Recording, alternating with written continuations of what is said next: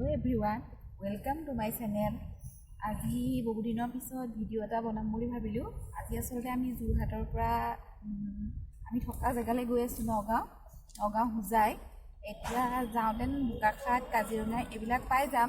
ভাবিলো বোকাখাটত পুৰণি ঐতিহাসিক মানে কাকপখানি থান তাত সোমাই চাকি এগছ জ্বলাই যাম আৰু কাজিৰঙাৰ এনে জেগাবিলাক অলপ চাই যাম আৰু আপোনালোককো দেখুৱাম বুলি ভাবিলো। সেই কাৰণে চাবচোন মোৰ এই ট্ৰেভেল ব্লগটো আৰু চাই কেনে পায় এটা লাইক কৰি কমেন্ট কৰি জনাই যেন আৰু লগতে আপোনালোকৰ বন্ধু বান্ধৱৰ লগতো এই ভিডিঅ'টো শ্বেয়াৰ কৰিব। তেনেহ'লে আহকচোন আমি গৈ থাকোঁ।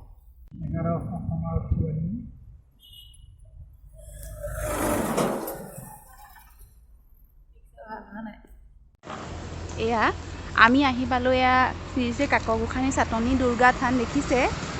এয়া বোকাখাট টাউনৰ পৰা সোঁফালে সোমাই পায়, বেছি দূৰ নহয়, 1 কিলোমিটাৰ 2 কিলোমিটাৰমান সোমাই আহিলে পায়।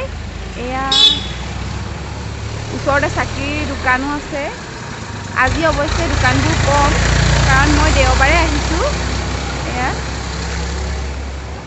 আৰু এয়া কাকপখানি থানৰ এয়া লিখা আছে তোৰণখন।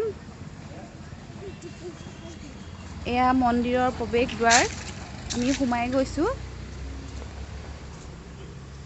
সঁচাই পৰিৱেশটো বহুতেই ধুনীয়া। ইয়ালৈ আহি মই প্ৰায়ে আহোঁ, আহিলে মনটো ভাল লাগি যায়। দেৱী দশভুজাৰ থান হয়। এয়া ৰাস্তাটো দীঘলকৈ পদূলি লিখাকৈ বনাই দিছে। সোমাই আহিছোঁ।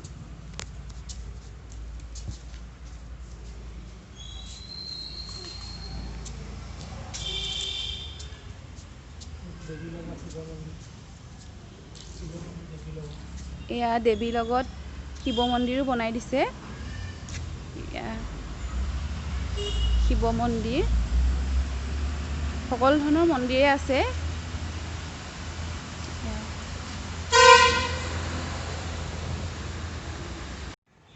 এয়া বিষ্ণু মন্দিৰ ইয়াতে আছে।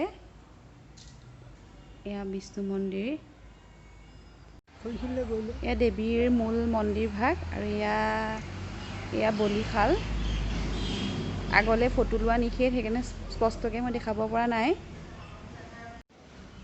এয়া দেখিছে মন্দিৰ, এয়া কাকথানৰ সেয়া মন্দিৰ ভাগ। সঁচাই বৰ ধুনীয়া পৰিৱেশ। আৰু লগতে এয়া কাষতে ইয়াতে পুখুৰী, ইয়াতে মাছ আছে।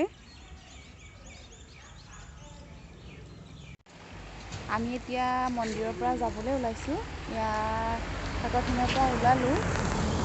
এয়া